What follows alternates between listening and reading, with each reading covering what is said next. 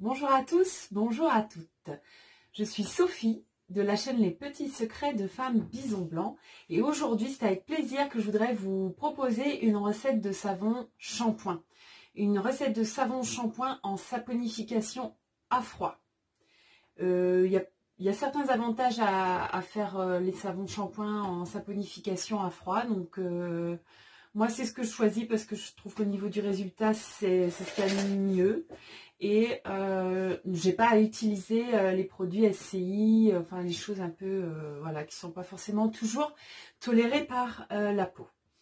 Donc, je vous invite à vous référer, à regarder une vidéo que j'avais faite sur la saponification à froid qui s'appelle Notions théoriques en saponification à froid. Comme ça, si vous êtes novice, ça vous permettra de vous donner quelques points essentiels pour la confection du savon et vous comprendrez un petit peu mieux de quoi il en retourne. Voilà. Sinon, prenez quelques précautions. Donc, moi, j'ai mis un foulard. Hein, vous mettez un foulard, ça c'est pour éviter que les cheveux tombent dans la pâte à savon. Évidemment, des gants. Hein. Au niveau des manches, c'est plus conseillé d'avoir des manches longues pour éviter les projections, ça peut arriver parfois. Bon, moi je vais travailler avec manches courtes, mais sinon c'est préférable effectivement avec des manches longues, tablier, et puis les lunettes, hein, ça c'est super important. Il faut que vous ayez votre paire de lunettes pour faire les savons. Voilà, donc voilà moi ce que je vais vous proposer en résultat final. Donc ma pâte à savon, je vais l'utiliser dans des moules en silicone cannelé. Mais vous mettez ça dans ce que vous avez, dans des moules bien sûr en silicone, ou c'est ce qu'il y a de mieux hein, pour pouvoir démouler les savons. Si vous savez chemiser un moule, vous chemisez votre moule. Sinon dans les moules... Donc pour cette recette, il va vous falloir de l'huile d'olive. Donc moi je pars sur une quantité de 1 kg de savon. Vous pouvez faire en fonction. Si vous voulez essayer sur un petit peu moins, vous faites un petit peu moins. Bien sûr, vous allez calculer en fonction. Donc pour ma recette, il vous faut 362 g d'huile d'olive, 215 g d'huile de coco, 115 g d'huile de ricin, 95 g de beurre de cacao que vous ferez au préalable fondre au bain-marie, 45 g de beurre de karité et 40 g d'huile de nigel qui va être très favorable pour les cuirs chevelus sensibles. Donc vous allez préparer tout ça et puis soude caustique, ce qui me fera un total de 116 g de soude. Alors, pour calculer ma soude, bien sûr, je prends une balance. Je vais mettre un pot soit en métal ou soit en verre. Voilà. Je fais la tare. Et donc là, je vais mettre 116 g de soude. Alors, il est préférable de... C'est pas ce que j'ai fait, mais c'est ce que j'aurais dû vous montrer. De mettre votre soude, votre pot là, de préférence, parce que ça c'est la soude caustique, c'est dangereux. Donc il faut prendre toutes les précautions nécessaires. Donc c'est vrai qu'il est préférable de mettre ça d'abord sur votre balance. Ensuite vous allez mettre le pot, vous allez mettre la tare et vous allez calculer, donc mettre vos 116 g de soude. Donc on est bon, 116 g de soude, ok. Donc, pour mélanger la soude à l'eau, je vais prendre un récipient comme ceci. Je vais mettre de l'eau fraîche dedans. Je vais mettre de l'eau fraîche, je vais vous dire pourquoi. Je vais y mettre mon eau. Donc, l'eau va servir à dissoudre la soude. L'eau, vous allez mettre 30% d'eau du montant, du chiffre total de vos corps gras. C'est-à-dire que là, on a un total de 872 g de corps gras et on va prendre 30% d'eau pour faire la dissolution de la soude. Donc ça vous fera 261 g d'eau que vous allez mettre dans un bol d'eau fraîche. Voilà, vous ne le mettez pas après, vous le mettez avant parce que si vous le mettez après, eh bien, ça peut tout simplement péter. Voilà, parce que du coup, comme ça, une fois que je vais mettre la soude dedans, ça va devenir très très chaud. Donc si effectivement je mets dans l'eau froide, ça fera un choc thermique. Vous le savez bien, je vous apprends rien et ça pète. Mais seulement ça, il faut en faire l'expérience pour le savoir. Donc, on ne verse jamais l'eau dans la soude parce que sinon, effectivement, ça te pète aussi à la gueule. Donc c'est pour ça qu'il faut prendre toutes les précautions. On va verser toujours la soude dans l'eau. Voilà, on mélange. On évite de mettre la tête dessus parce qu'il va y avoir des gaz hein, qui vont s'échapper. Donc voilà, ayez une pièce bien aérée. Hein. Il faut que la pièce soit bien aérée. Et je vais attendre, je vais mélanger. Hein, vous mélangez.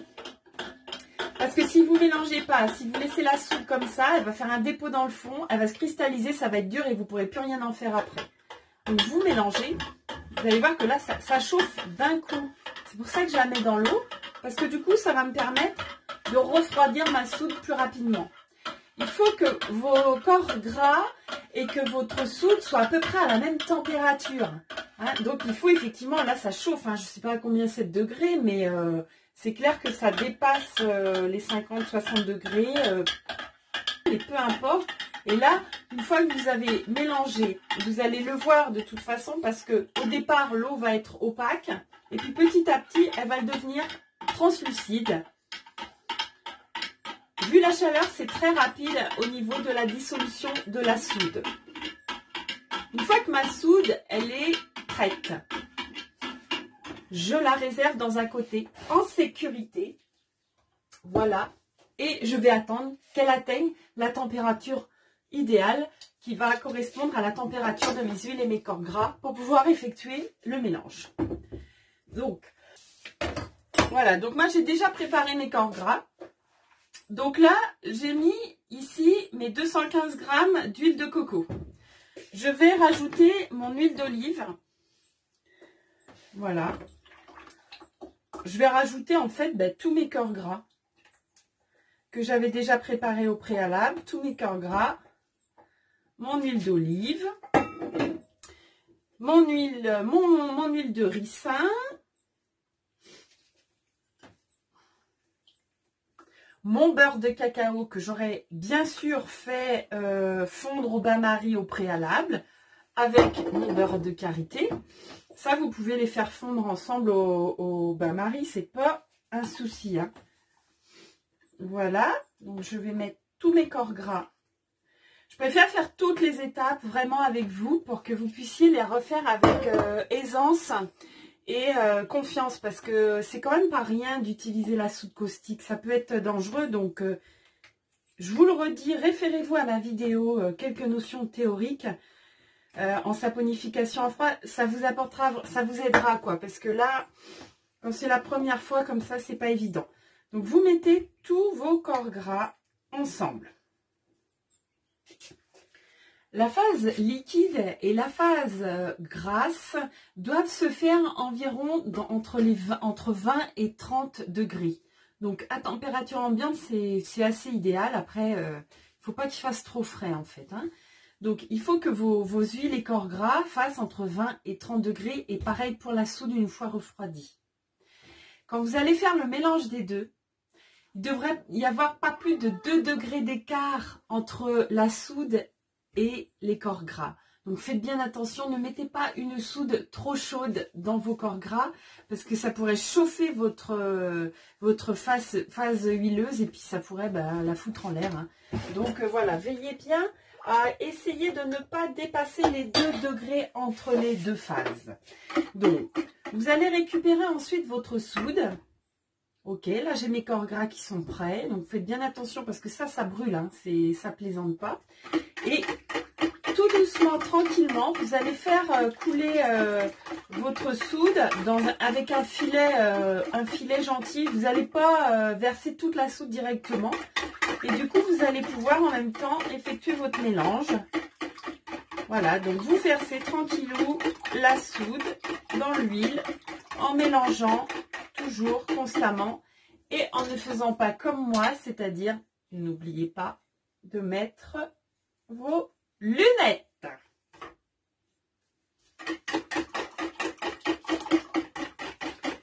Voilà. Une fois que ceci est fait, vous allez pouvoir activer un petit peu votre mélange avec un blender. Donc, voilà, donc vous allez mixer votre mélange jusqu'à atteindre une trace, une légère trace en fait, vous allez voir. Ça fait un petit peu comme quand on fait de la crème anglaise. Vous allez passer votre cuillère au-dessus de la pâte et puis vous allez voir, il va y avoir une trace. Ça veut dire en fait que votre pâte à savon, elle est prête à mettre en moule.